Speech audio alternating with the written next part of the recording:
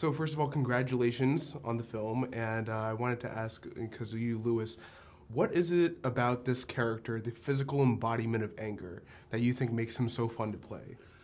I mean, partly it's the voice, so you don't have to. It makes it.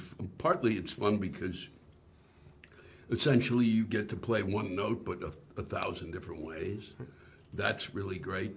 The way in which they took stuff from me physically, like he kind of ties his tie in this one, and the first one his tie is down. Yeah. That was the Daily Show. I've never really tied my tie on the Daily Show ever. I mean, they just had these little touches that when I first saw, when they were developing my character initially, I was like, wow, this is going to be fun. I had no idea the level at which they would go to in terms of physicalizing it, and that just took it to I mean, I couldn't bring it to that level as an actor, and lucky that there's that little guy who can do it.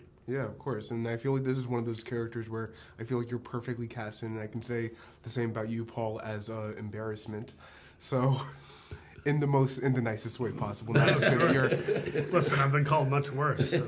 As much worse than the physical embodiment of embarrassment. Yes. Yeah, no, I think they did the animation team and all the creatives in the think tank did an amazing job with how each character kind of physically does embody, and I think I really like the hooded sweatshirt choice. Oh, yeah.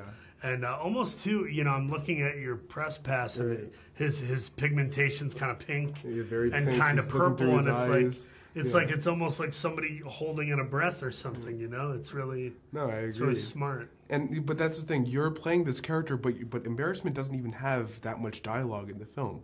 So I want to ask, what is it about like this character that you can express through not many words and only with just minor moments in voice acting?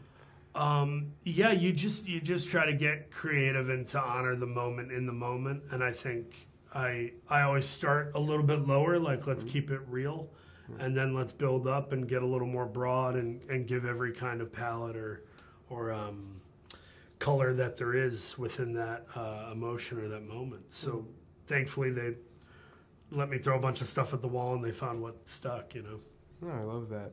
And I think that one of the interesting things about the Inside Out movies is the fact that each character they have all of their emotions, but they typically have one emotion that's sort of leading the way. And I wanted to ask, in your heads, what do you think is the emotion that is the one that's always typically the one taking charge? Personally? Yeah.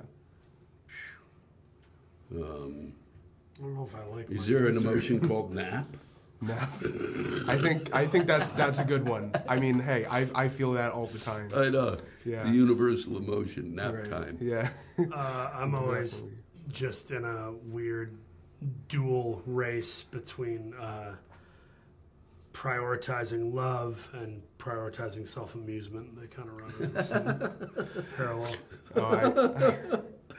No, I love that. And I also wanted to ask because, I mean, look, you guys, I'm talking to anger and I'm talking to embarrassment, but I don't want to ask you guys about the things that you're embarrassed about. So what is something that makes the both of you angry?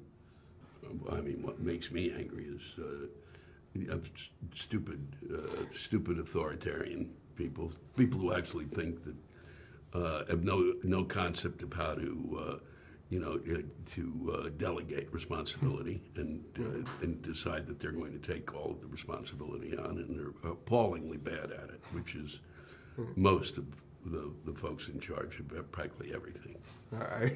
He said in his quiet voice. Yes. Yeah, you've spoken about things you're angry about in much louder voices. Yes, I have. Yes, that was some. I don't want to scare the kids off the movie. No, of course not. Yeah, it's a PG movie. Yes, of course. Anything about you? I think I'm angry about really easily researched facts that kind of go under the radar, like how literally every single nation is in debt, and people act like they're living high on the hog when if they didn't have war, there wouldn't be a hog. Right. That's where I'm at. Those are very profound answers from both of you. Oh yeah. I can hear the anger switch just like coming up inside of your head.